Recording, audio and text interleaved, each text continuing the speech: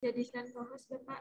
Ya, Bapak Ibu Saudara Saudari, menurut saya ada 4 rules yang perlu kita perhatikan ketika menulis sebuah artikel ilmiah maupun menulis proceeding.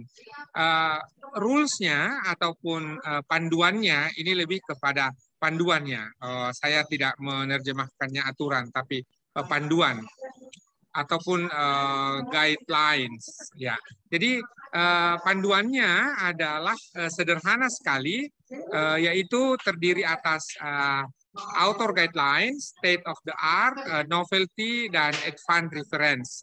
Saya akan menguraikan 4 hal ini. Nanti kita juga boleh memperdalam di sesi tanya jawab bahwa aturan yang pertama ataupun panduan yang pertama dan utama adalah author guidelines, panduan penulisan.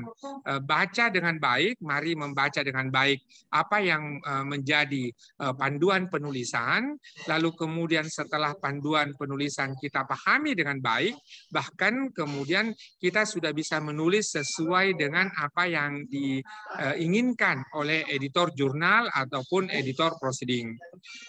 Antara satu jurnal dengan jurnal yang lain, antara satu proceeding dengan proceeding yang lain itu kemudian memiliki gaya yang berbeda-beda, memiliki in-house style berbeda-beda. Oleh karenanya adalah pada kesempatan ini kita memulai ketika menulis sebuah artikel maupun menulis sebuah proceeding dengan memperhatikan author guidelines. Berapa banyak suku katanya, berapa banyak kata yang diperlukan, minimalnya berapa, maksimalnya berapa, terus kemudian tata penulisannya, pendahuluan atau menggunakan kata latar belakang, lalu sub-sub judul, apa istilah yang digunakan, patuhi dan penuhi apa yang diinginkan oleh pengelola jurnal tersebut. Lalu kemudian bagaimana gaya referensinya, apakah gaya referensi menggunakan APA, menggunakan MLA, atau menggunakan IEEE, atau apapun itu, tetapi perlu kita perhatikan. Yang terakhir adalah proses pengiriman. Ya, apakah mengirim by email, perhatikan emailnya dengan baik, konfirmasi dan seterusnya, ataukah melalui satu sistem, diantaranya ada yang disebut dengan open journal system. Bapak Ibu saudara-saudari, itu yang pertama. Yang kedua adalah state of the art. Ya, apa yang membedakan antara artikel-artikel yang telah terbit ataupun makalah-makalah yang telah terbit dengan apa yang sementara kita persiapkan. Sehingga ini menjadi sebuah penjelasan bahwa ada sesuatu yang baru. Kalau kita ingat iklan salah satu biskuit, ada yang baru nih, maka menjawab pertanyaan state of the art itu adalah apa yang baru. Ya, nanti sekaligus kita juga akan menjawab pertanyaan yang sama, tetapi dalam bentuk yang lain untuk kaitan dengan yang ketiga. Saya masih di bagian yang kedua ini, state of the art semakin lengkap itu akan semakin bagus. Jadi sederhananya di sini adalah mengembangkan mozaik. Jadi kita ini bertugas sebagai seorang yang menekuni ilmu pengetahuan, menyambung antara satu mozaik dengan mozaik yang lainnya, sehingga akan memberikan gambaran yang utuh. Ya, inilah yang kita perlukan dalam kaitan bagaimana state of the art itu, bagaimana kemudian mempresentasikan sesuatu yang baru, bagaimana menyambung antara mozaik yang satu dengan yang lain, sekaligus kemudian kita menyumbang bagi kemajuan ilmu pengetahuan. Saya pindah ke rules ataupun panduan yang 4, yaitu novelty. Novelty ini saya artikan dengan temuan. Ya, ketika kita menulis sebuah artikel, perlu ada temuan, perlu juga ada sesuatu yang baru. Ya, sesuatu yang baru ini kaitannya adalah boleh jadi mengklasifikasi, boleh jadi kita mengidentifikasi, boleh jadi kita menyumbang bagi taksonomi Bloom yang tertinggi, yaitu membuat sebuah model. Oleh karenanya adalah untuk memulai mengenali satu persatu antara state of the art dan novelty, maka saya rekomendasikan untuk adik-adik sekalian mulai untuk bahkan menghafal ini, mengenali dengan baik bagaimana taksonomi Bloom itu. Lalu yang terakhir adalah kaitannya dengan advance reference. Ya, nanti sebelum saya berakhir, saya akan kembali menguraikan apa yang membedakan antara state of the art dengan novelty. Advance reference di sini adalah bagaimana sebuah referensi yang mutakhir, ya.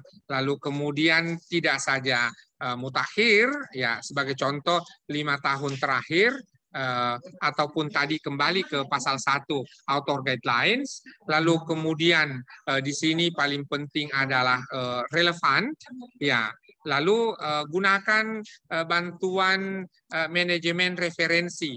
Ya, manajemen referensi yang kita kenal hari ini banyak sekali, diantaranya ada Mendeley, ada di antaranya Zotero, ada di antaranya EndNote. Saya tidak dalam kapasitas untuk mempromosikan salah satu mereknya, hanya menyebutkan merek-merek yang memungkinkan untuk kita gunakan.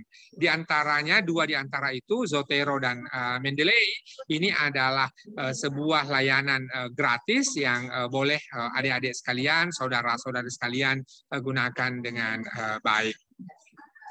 Yang terakhir adalah bagaimana kita membedakan antara state of the art dengan novelty. Kalau state of the art tadi dan novelty tadi, kedua-duanya menjawab apa yang baru ataupun sesuatu yang baru, maka presentasi state of the art adalah menunjukkan pembeda antara artikel yang kita tulis dengan artikel yang sudah terpublikasi.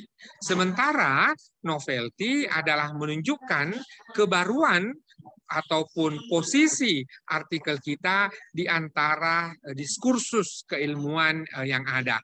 Oleh karena itu, perlu kita juga perhatikan di antara state of the art dan novelty adalah sebuah hal yang kita sebut dengan wawasan.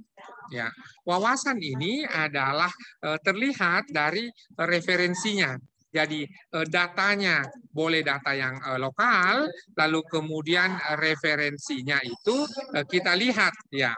Kalau referensinya itu kita gunakan yang lokal, ya berarti boleh jadi kita akan mengirim ke sebuah artikel maupun proceeding yang lokal. Kalau kemudian data lokal sementara referensi internasional, maka boleh jadi kita mengirim ke artikel, ke jurnal yang levelnya adalah level nasional atau bahkan internasional, begitu pula dengan proceeding. Ini yang kemudian perlu adik-adik sekalian perhatikan bagaimana ketika kita menulis sebuah artikel dan atau proceeding kaitannya dengan wawasan. Sehingga kalaupun penelitiannya di kota Surakarta atau di kota Solo ataupun di kota Klaten, maka kemudian referensi pembandingnya yang kita gunakan di state of the art tidak hanya kota Surakarta, kota Solo ataupun Klaten, tetapi kita harus kemudian memberikan the big picture, diantaranya adalah kaitannya antara Jakarta, boleh jadi Jayapura, boleh jadi Banda Aceh, Banjarmasin, dan seterusnya. Ini juga yang perlu kita perhatikan. Selanjutnya terakhir adalah fase akhir penulisan artikel adalah bagaimana ketika kita juga mengecek kembali, ya, mengecek kembali panduan penulisan, ya, di mana jangan sampai ada yang tersilap, ada yang kurang, ada yang tertinggal, lalu kemudian cek plagiarisme. Ya, ada banyak platform yang kita bisa gunakan, baik yang berbayar maupun yang gratisan bisa digunakan. Lalu kemudian kirim disertai dengan cover ataupun pengantar. Ya.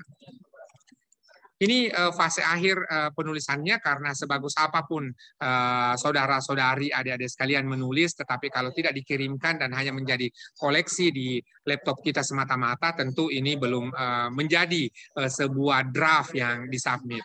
Maaf, satu lagi, setelah cek plagiarism, simpan di preprint. Ya, jadi sekalipun artikel kita ini belum terbit, ini juga sudah bisa dibaca, sudah bisa disitasi, lalu kemudian sudah bisa dinikmati publik. Ya, salah satu contoh yang dapat kita lihat praktek baik, di mana kemudian ketika ada temuan yang menunjukkan bahwa setelah seseorang mendapatkan vaksin kedua, maka dalam 6 bulan imunnya akan turun sehingga diperlukan vaksin booster. Ini temuannya belum terpublikasi tetapi disimpan di preprint, ini tentu sudah menyumbang bagi kemaslahatan masyarakat ataupun kemaslahatan kita semua. Maka kemudian penggunaan preprint dalam konteks open science sangat dianjurkan ataupun sangat direkomendasikan sehingga kita senantiasa turut berkontribusi dalam kemajuan ilmu pengetahuan. Demikian Bapak Ibu, saudara-saudari, presentasi saya akan memberikan waktu lebih leluasa untuk kita berdiskusi sehingga sesi ini, sebab kalau kemudian saya hanya memberikan paparan-paparan presentasi, jangan sampai saudara-saudari, adik-adik sekalian jenuh dan saya berhenti di menit ke-20 ini supaya kemudian kita bisa melanjutkan diskusinya. Saya kembalikan ke Ibu Rusnilawati dengan ucapan terima kasih. Terima kasih banyak Pak Ismail, materinya tadi sangat menarik sekali. Rekan-rekan semuanya, ini bagian dari kemajuan teknologi ya, kita dari daerah yang berbeda, mungkin di sana sudah siang ya Pak, di sini masih pagi. Ya, ini untuk sesi tanya jawab, diskusi, rekan-rekan bisa disampaikan ketika untuk nanti, karena ini kan menjadi syarat untuk ujian dari teman-teman untuk skripsi, sehingga apa yang masih mengalami kendala, masih bingung gitu ya, saya rasa teman-teman ini masih banyak punya pertanyaan tuh. Nah, ini untuk yang mau bertanya bisa raise hand terlebih dulu. Dan bisa nanti saya persilakan untuk open mic.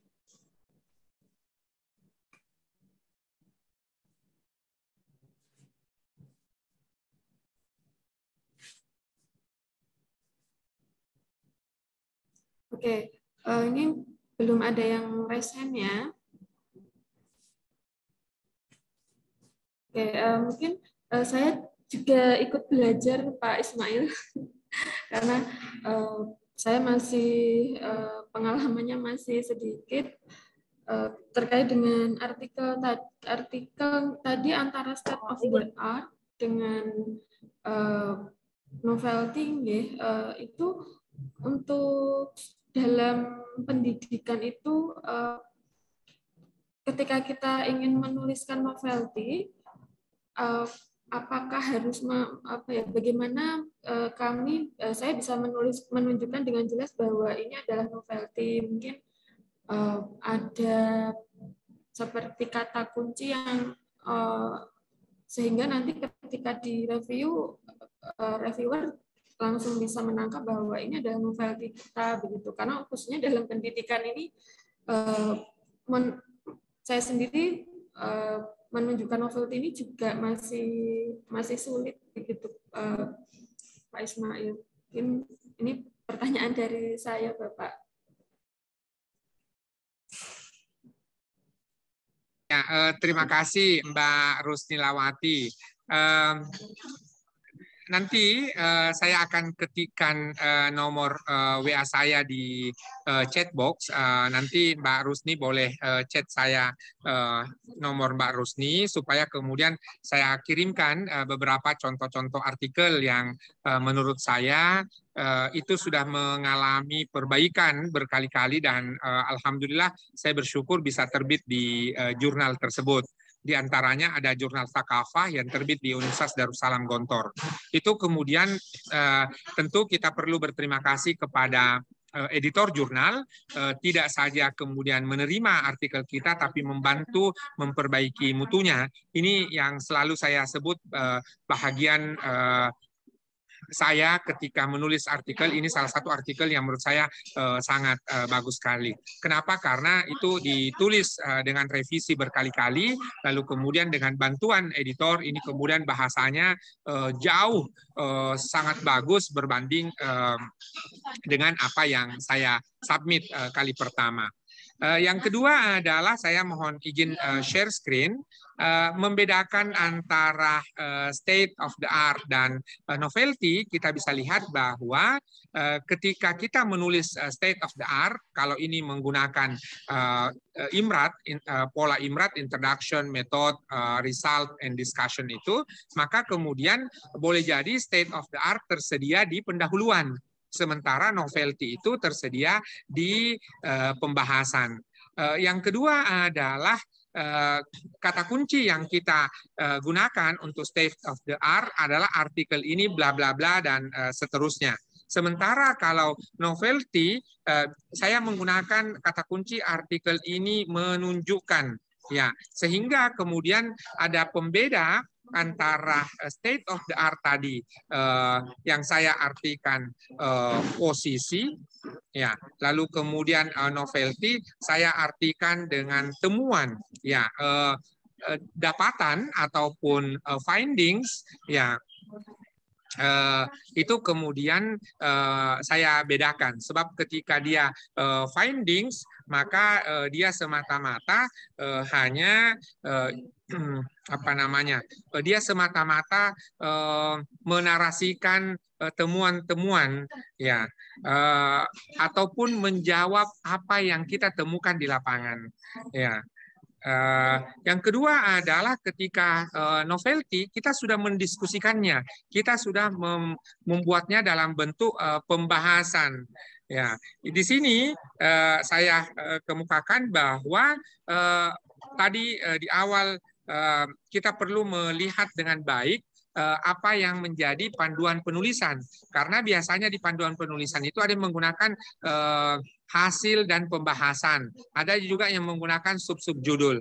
Ketika sub-sub judul, maka kita kemudian diberi kesempatan untuk menulis secara lebih leluasa. Saya ada satu artikel yang menggunakan subjudul Masa Depan Islam di Papua Barat. Itu karena pembahasannya itu tidak digunakan dengan subjudul hasil dan pembahasan. Jadi ketika kemudian dia menggunakan subjudul yang tidak digunakan dengan pola IMRAT saja, introduction, method, result, and discussion tadi, maka kemudian tentu ada pola yang kita bisa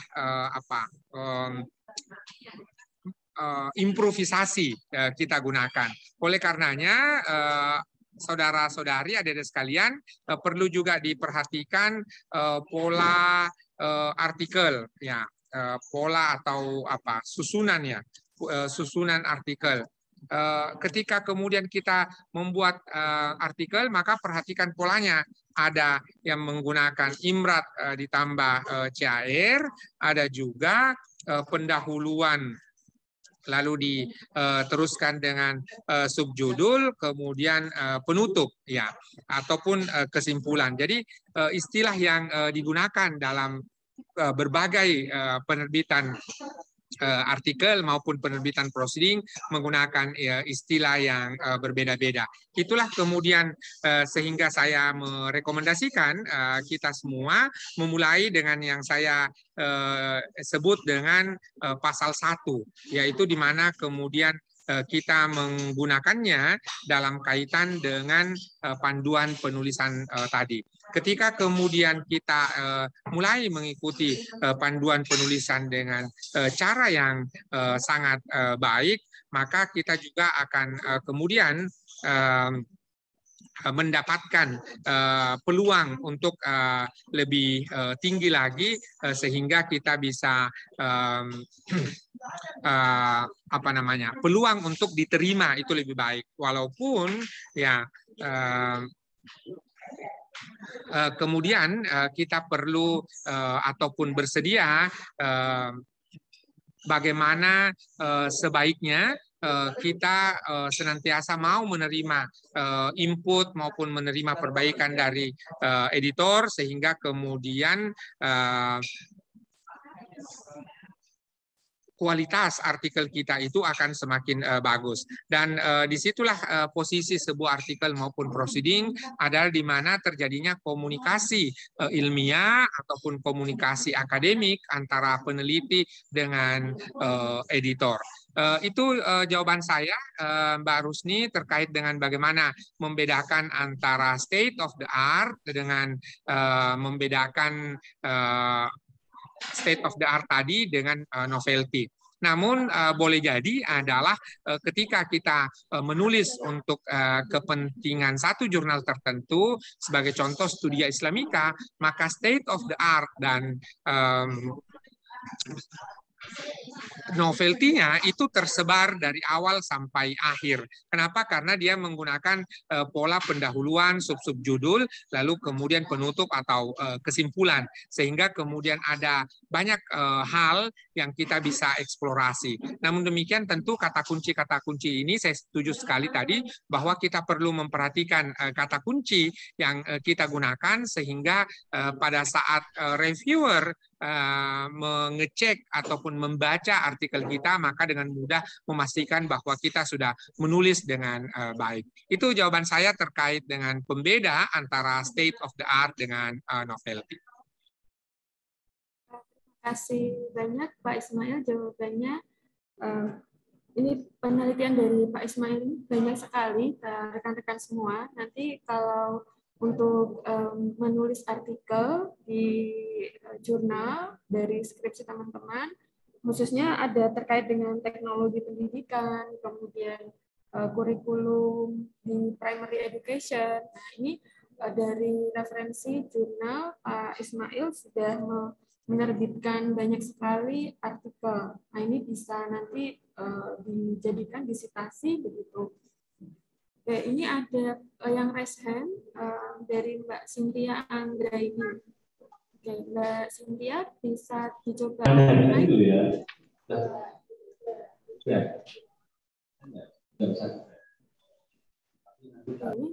Oke, Mbak Cynthia bisa di open mic.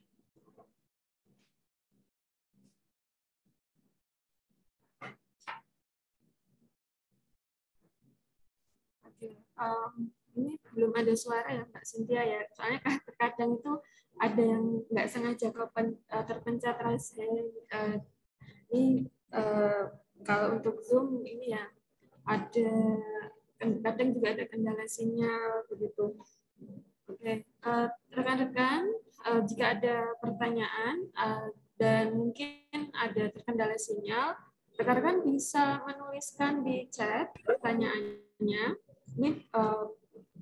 Ini momen yang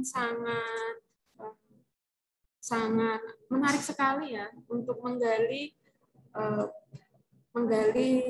wawasan kita tentang artikel publikasi, dan yang nantinya akan menjadi kewajiban dari teman-teman untuk menulis artikel.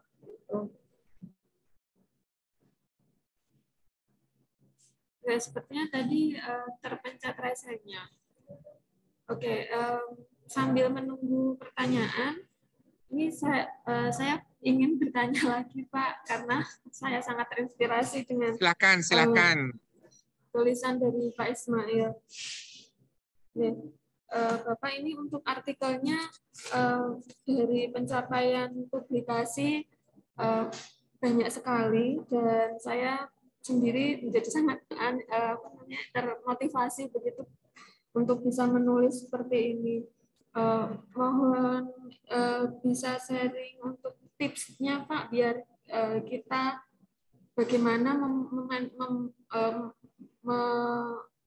mengatur waktu dengan pekerjaan, kemudian tugas-tugas yang lain, dan bisa tetap produktif untuk menulis, tetap menulis, dan istiqomah gitu Pak. Karena itu masih sangat sulit bagi saya sendiri.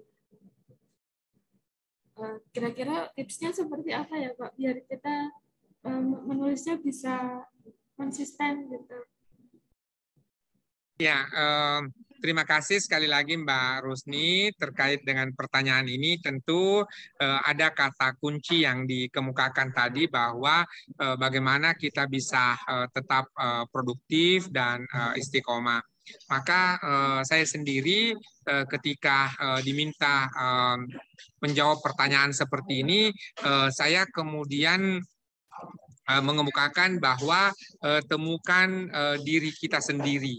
Jadi ketika seorang dosen, seorang peneliti itu kemudian memilih fungsi-fungsi ini, memilih fungsi-fungsi sebagai dosen maupun sebagai peneliti, maka diantaranya ada tugas kita. Ini diantaranya saja ya, tidak satu-satunya, tetapi salah satunya adalah menulis dan mempublikasikan karya-karya yang kita lakukan dalam bentuk penelitian. Kalau kita dosen juga dalam bentuk pengajaran, dan begitu pula dalam bentuk pengabdian masyarakat.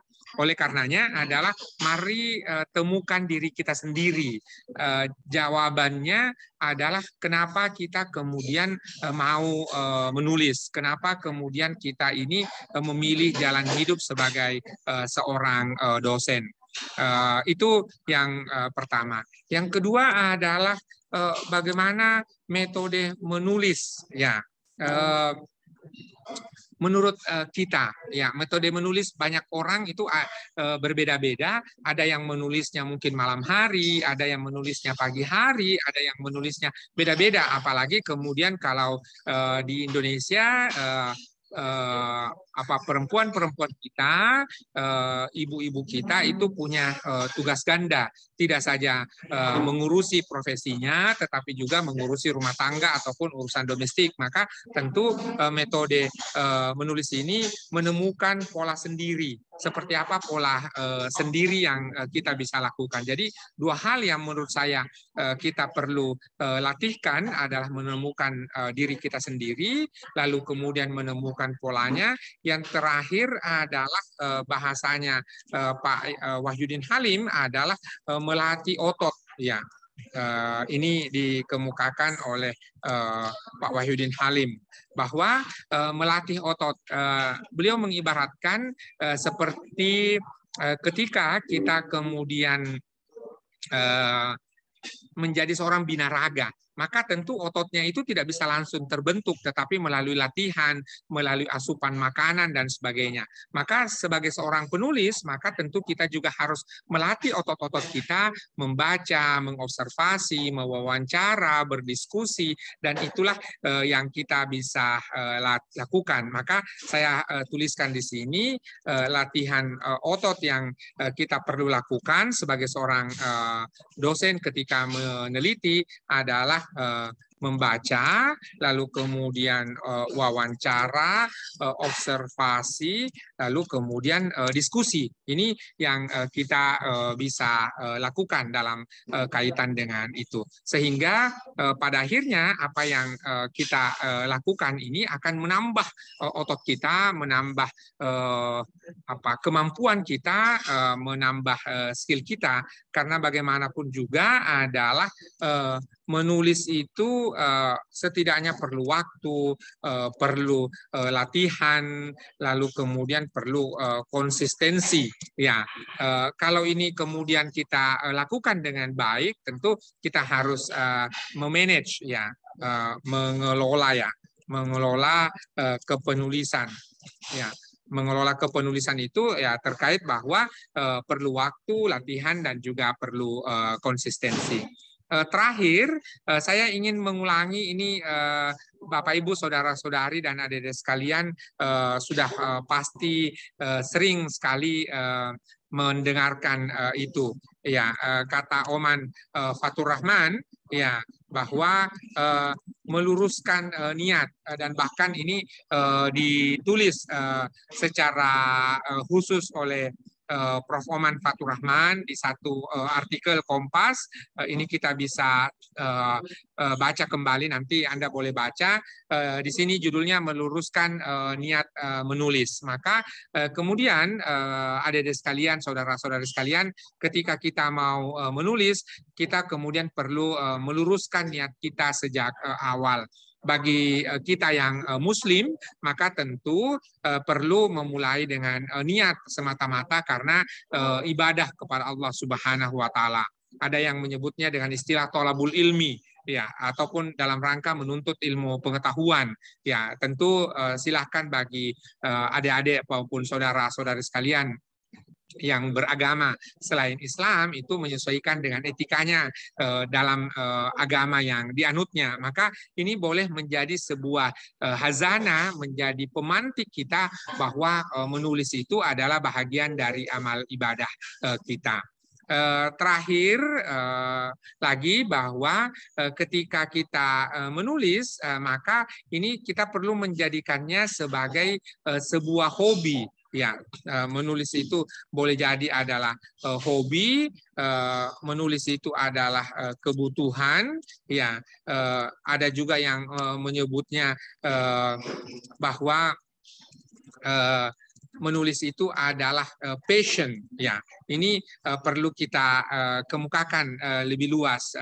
Jangan sampai kemudian passion kita, hobi kita ataupun kebutuhan kita itu bukan menulis, karena ketika kemudian kita melakukannya tidak dalam konteks seperti ini, maka itu akan membebani kita, dan menulis itu bukanlah sebuah hal yang mudah. Sehingga tadi saya setuju kita perlu manage dengan baik, kita perlu konsistensi, dan pada saat yang sama adalah kita membutuhkan perangkat maupun tools yang dapat kita gunakan dalam rangka menulis tadi. Demikian jawaban saya, Mbak Rusdi. Terima kasih banyak Pak Ismail.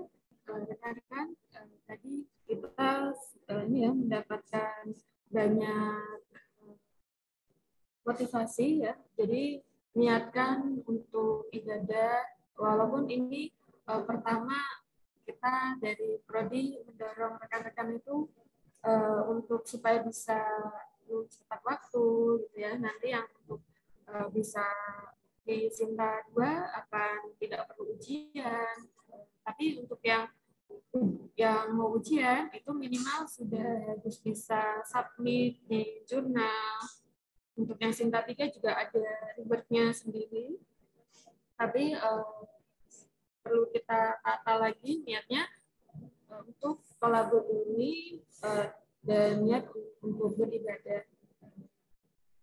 Kebetulan di sini kami dari Prodi PGSD memiliki jurnal profesi pendidikan dasar, Bapak.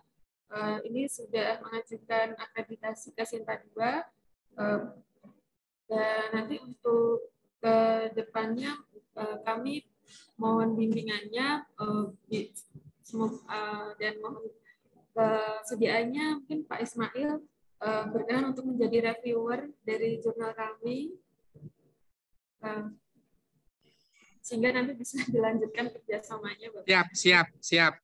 Terima kasih banyak. Tentu sebuah kehormatan bagi saya untuk bergabung bersama dengan kita semua pagi hari ini di Prodi PGSD, sehingga bisa menambah teman, bisa menambah kolega, dan pada saat yang sama juga tentu kita bisa saling berbagi, dan menurut saya Universitas Muhammadiyah Surakarta adalah salah satu perguruan tinggi yang unggul, sehingga kemudian saya dengan senang hati ketika dikontak oleh panitia melalui saudara saya Pak Rusdin, itu kemudian menyatakan iya. Sebab pertama adalah tentu ketika saya melakukan presentasi ini ada hal-hal yang keliru atau ada hal-hal yang tidak tepat, maka tentu para netizen bisa mengoreksinya. Apalagi terima kasih atas dukungan tim IT. Ini kita live melalui YouTube, sehingga kemudian para yang menyimak presentasi saya dan diskusi kita pagi hari ini bisa mengoreksi. Yang kedua tentu kami dan kita semua di Papua sangat terbantu dengan kehadiran Universitas Muhammadiyah Surakarta, dan diantaranya Bapak Wakil Rektor maupun jajaran pimpinan Bapak Rektor Universitas Muhammadiyah Surakarta secara rutin itu kemudian berkunjung ke sini. Maka saya tentu cara yang dapat saya lakukan sebagai ungkapan terima kasih saya atas seluruh apa yang dilakukan oleh kolega, saudara, dan pimpinan yang ada di Universitas Muhammadiyah Surakarta adalah tentu seperti ini. Dan saya akan sangat senang karena bersama dengan Prof. Harun, salah satu wakil rektor di Universitas Muhammadiyah Surakarta, beliau juga memberi atensi, perhatian, dan dukungan bagi pengembangan pendidikan di tanah Papua. Jikalau ada hal-hal yang dapat saya lakukan bersama-sama dan berkolaborasi dengan Bapak Ibu, saudara-saudari, saya akan sangat senang sekali. Dan jikalau ada penelitian yang terkait dengan pendidikan sekolah dasar ataupun terkait dengan PGSD tadi yang memungkinkan untuk kita kolaborasikan di Yayan Sorong, kita juga punya PGMI Pendidikan Guru Madrasah Ibtidaiyah, maka boleh jadi kolaborasi antara PGMI di Yayan Sorong dan PGSD yang ada di Universitas Muhammadiyah Surakarta ini bisa berjalan beriringan, bersama-sama bergandengan, sehingga bisa dilakukan penelitian kolaboratif, sehingga untuk tugas-tugas terkait dengan review, terkait dengan tugas-tugas editor, tentu saya akan sangat senang sekali. Nomor WA saya sudah ketikkan di situ, dan juga email saya sudah ketikkan, sehingga kita dapat berkomunikasi lebih jauh. Dan nanti melalui Pak Rusdin, catatan-catatan di PowerPoint tadi saya akan kirimkan supaya bisa ditelaah ulang. Mohon izin untuk dikoreksi jika ada hal-hal yang kurang maupun tidak tepat. Insya Allah saya dengan senang hati Mbak Rusni bersedia. Terima kasih banyak Pak Ismail. Ya, rekan-rekan semua, ini ada pertanyaan di chat dari Bu Nur Amalia. Ini dari dosen Prodi Pendidikan Guru Sekolah Dasar. Pertanyaannya, Bu Amalia, berdasarkan pengalaman pembimbingan, masih banyak mahasiswa yang memerlukan pendampingan dalam menyusun pendahuluan. Mohon bisa berbagi tips untuk membuat latar belakang atau pendahuluan yang baik, serta bagaimana cara merumuskan research question atau menentukan tujuan penelitian. Begitu Bapak, itu pertanyaan dari Bu Amalia, mohon untuk ditanggapi.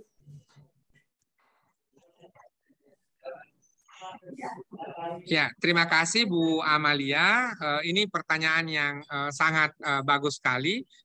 Siang hari nanti setelah duhur saya akan memandu mahasiswa dari berbagai perguruan tinggi yang berkumpul di Makassar untuk bagaimana menulis pendahuluan. Nanti mohon izin saya kirimkan slide yang saya sudah presentasikan nanti di Makassar, dan mudah-mudahan segera mendapatkan kesempatan untuk merekam secara khusus ini bagaimana menulis pendahuluan. Secara umum menuliskan pendahuluan itu menurut saya ada 4 komponen yang harus kita perhatikan. Ya, di mana kemudian ketika menuliskan pendahuluan ini kita membuat checklist ya terkait dengan apa yang menjadi komponen-komponen sebuah pendahuluan. Saya menggunakan lagi istilah empat komponen pendahuluan. Yang pertama adalah menjawab pertanyaan kenapa penelitian ini penting, ya, ataupun kenapa publikasi ini penting, ya. Ya, ketika di paragraf-paragraf awal tentu ini perlu kita perhatikan sehingga jawaban-jawaban kita itulah yang akan menghiasi ataupun tersedia di bagian di paragraf-paragraf awal. Tadi saya sudah kemukakan perlunya ada state of the art ataupun perlu adanya bagaimana kebaruan yang perlu kita perhatikan di sini. Lalu tentu ada referensi pembanding. Ya, itulah yang tadi yang saya sebut referensi pembanding ini dengan wawasan. Ya, ketika kemudian datanya lokal, maka referensi pembandingnya adalah bagaimana kemudian kita bisa menunjukkan skala lebih luas ataupun diskursus yang lebih luas sehingga cakrawala ataupun horizon keilmuan itu terus berkembang. Newton mengingatkan kita dengan sebuah istilah stand on the shoulder of giant. Bagaimana kita berdiri di atas bahu raksasa. Sebuah bahu raksasa artinya bahwa kita bisa melihat lebih jauh, lalu kemudian pada saat yang sama juga kita sesekali menengok ke belakang. Mungkin saya menggunakan istilah ini, kalau tidak tepat nanti mohon dikoreksi, adalah menggunakan kaca spion. Kaca spion artinya apa yang telah terpublikasi sebelumnya. Sehingga kemudian yang terakhir bagian pendahuluan kita tutup dengan apa yang akan ditulis. Dalam pertanyaan yang sama tadi dikemukakan bahwa research questions ini ada terdiri dua hal. Ada pertanyaan, ada tujuan. Ya, kalau di skripsi, maka itu kemudian dibedakan subjudulnya. Tetapi kalau di artikel maupun proceeding, pilih salah satunya, apakah pertanyaan ataukah kemudian tujuan dalam bentuk pernyataan. Ya, ini kemudian memudahkan kita. Panduannya adalah ketika kemudian tujuan ini, ya, tujuan penulisan, ya, saya kemukakan bahwa ini kita perlu mengacu kepada taksonomi Bloom. Ya, taksonomi Bloom inilah yang kemudian membantu kita mengidentifikasi kata-kata operasional. Tetapi tujuannya bukan mengetahui atau kemudian memahami. Sebab kalau mengetahui maupun memahami itu sangat dasar sekali, elementer sekali, hanya C1 dan C2. Padahal idealnya, saya berbicara ideal, bahwa artikel ilmiah itu adalah paling tidak mengevaluasi, mengaplikasikan, menganalisis, dan seterusnya. Sehingga kemudian tujuan penulisan ini akan sangat sangat umum, sangat advance sekali, sehingga tidak pada kaitan sekedar mengetahui maupun memahami semata-mata. Kemudian yang terakhir masih ada pertanyaan tadi dari Mbak Nur bahwa ketika kemudian pendahuluan yang bagus itu menurut saya adalah pendahuluan yang mengikuti panduan penulisan tadi. Ya, jadi ikuti panduan penulisannya sehingga apa yang kita bisa tuliskan itu benar-benar memenuhi kriteria, benar-benar memenuhi keinginan editor jurnal ataupun editor proceeding, sehingga kemudian yang perlu kita lakukan sejak awal tadi saya sudah kemukakan bahwa kita perlu mengecek kembali panduan penulisan ataupun author guidelines. Di masa lalu ketika jurnal kita belum wajib online, waktu itu cetak wajib, lalu kemudian online opsional, saya selalu saja membawa cetakan-cetakan jurnal itu, lalu kemudian kadang-kadang membawa ke tempat tidur dan memeluknya. Ini cara saya bagaimana kemudian bisa bersua, bisa memahami dengan detail, sehingga saya baca berkali-kali itu, sehingga bisa betul-betul mendalami apa yang ingin disampaikan oleh editor. Yang kedua adalah ketika kemudian kita sudah menguasai atau meresapi secara emosional seperti apa panduan penulisan, maka yang kedua paling tidak kita membaca kembali artikel-artikel yang sudah ada, membaca kembali apa yang sudah terbit sehingga kemudian tadi kita sudah mengenali dengan detail apa yang menjadi terbitan dari artikel tersebut. Sehingga sederhananya tentu tadi perlu ada waktu, perlu ada pengalaman, dan juga perlu ada penglamaan. Dan menulis artikel tentu tidak bisa dalam 1 atau 2 hari saja, bukan seperti legenda membangun candi, simsalabim, ataupun terjadi dalam 1 malam saja, tetapi ini perlu dilakukan secara berkesinambungan ataupun istiqomah, ataupun dalam bahasa yang lain adalah berkelanjutan. Sehingga proses menulis artikel tadi di samping perlu pengalaman juga perlu pengalamaan. Sekali lagi saya mengutip Imam Syafi'i. Imam Syafi'i mengingatkan kepada kita bahwa untuk memperoleh ilmu pengetahuan maka ada komponen yang terakhir dari 6 komponen yang disyaratkan, yaitu adalah watul zaman, waktu yang lama. Maka biarkan prosesnya berjalan dengan baik, karena saya ibaratkan kalau terlalu besar apinya maka boleh jadi hangus, terlalu kecil apinya maka boleh jadi adalah itu seperti masakannya yang tidak akan masak ya. Sehingga kita harus menemukan api yang tepat menurut kita masing-masing, menurut diri kita masing-masing, sehingga bisa berkesinambungan. Itu jawaban saya Pak Rusdi terkait dengan tadi bagaimana menulis sebuah pendahuluan. Nanti insya Allah saya akan mencari waktu yang tepat sehingga bisa merekam presentasi saya terkait khusus dengan pendahuluan, sebab siang ini juga diminta oleh Kementerian Agama untuk mendampingi mahasiswa-mahasiswa yang diutus oleh perguruan tinggi di lingkungan Kementerian Agama untuk bagaimana mereka menulis academic writing, dan saya pada bahagian khusus yaitu introduction. Demikian Mbak Rusdi. Terima kasih banyak Pak Ismail.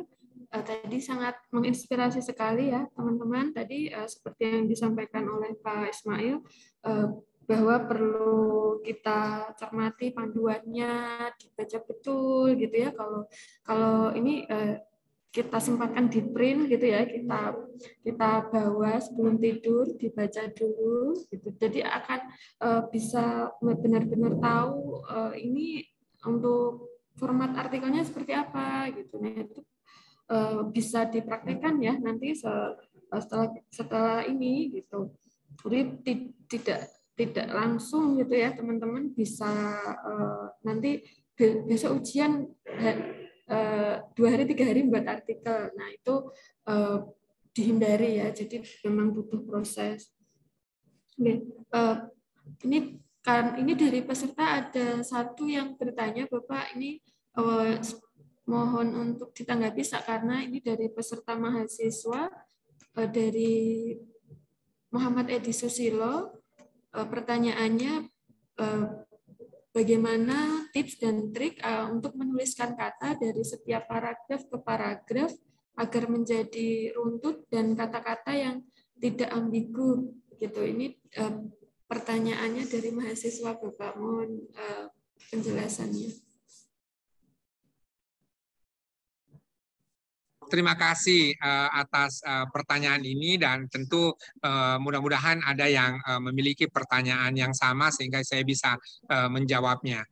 Mas Edi, bahwa tentu setiap kita mau menulis maka kita perlu banyak membaca, sehingga ketika kita dalam proses penulisan itu jangan sampai kita menggunakan istilah yang sama saja.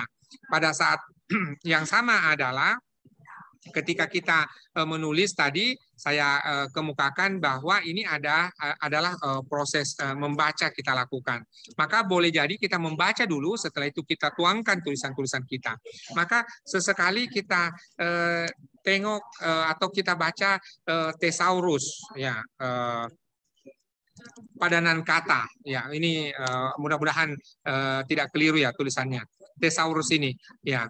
Thesaurus ini bagaimana kemudian padanan kata, sinonim dan sebagainya sehingga tulisan-tulisan kita akan lebih berwarna dan tidak monoton. Lalu kemudian sunting ya, ataupun edit kembali. Jangan biarkan tulisan kita begitu selesai ditulis tanpa diedit, tanpa dibaca kembali, lalu kemudian kita langsung kirimkan. Ya, bahasanya Asma Nadia, ya saya tidak ingat ini tahun berapa beliau katakan, tapi Asma Nadia mengatakan begini. Menulis itu seperti juga memotong ayam. Kita pelihara dulu ayamnya, setelah kemudian besar dan sudah memenuhi kriteria untuk dimakan, maka kemudian kita potong. Sama dengan menulis. Kita tulis dulu, setelah tulis kemudian kita sunting, kita edit dan sebagainya, dan kita kirimkan ke pengelola jurnal ataupun editor jurnal. Sehingga Mas Edi tentu menulis tidak bisa dilepaskan dari proses membaca, dan silahkan saya suka membaca, ada buku yang berjudul komposisi, ya ini boleh membantu kita bagaimana menulis, hubungan antara paragraf dari paragraf, kohesi dan koheren, sehingga memungkinkan untuk kemudian kita menulis dengan cara yang sangat baik. Itu jawaban saya, Mbak Rusni, terkait dengan pertanyaan Mas Edi. Terima kasih banyak Pak Ismail. Ini Pak untuk waktu materi yang tahap pertama kita sampai jam 10, Bapak. Sebenarnya ini masih banyak yang ingin dibahas dengan rekan-rekan mahasiswa, namun karena waktu yang terbatas, jadi kita batasi waktunya. Oke, siap. Ya, untuk tadi saya akan membacakan resume hasil diskusi tadi, ya. Jadi teman-teman untuk menulis ya ini kita niatkan untuk beribadah, kemudian untuk menulis ini tidak bisa secara langsung begitu, tapi harus kita usahakan, ada usaha dan ada upaya ya, dan tadi banyak sekali trik, tips, cara menulis dalam jurnal artikel. Nah ini mohon dicatat ya, karena satu catatan itu lebih baik daripada 1000 ingatan. Jadi rekan-rekan, apa yang kita pelajari ini hari ini kita catat, kita baca berulang-ulang sehingga nanti kita benar-benar bisa mempraktekkan dengan baik begitu. Demikian untuk sesi yang pertama. Saya mengucapkan banyak terima kasih kepada Pak Ismail yang sudah memberikan banyak ilmu kepada kami. Terima kasih Bapak. Sama Mbak Rusni, saya mohon undur diri. Terima kasih Bapak Ibu, mohon maaf atas segala kekurangan. Terima kasih Ustaz.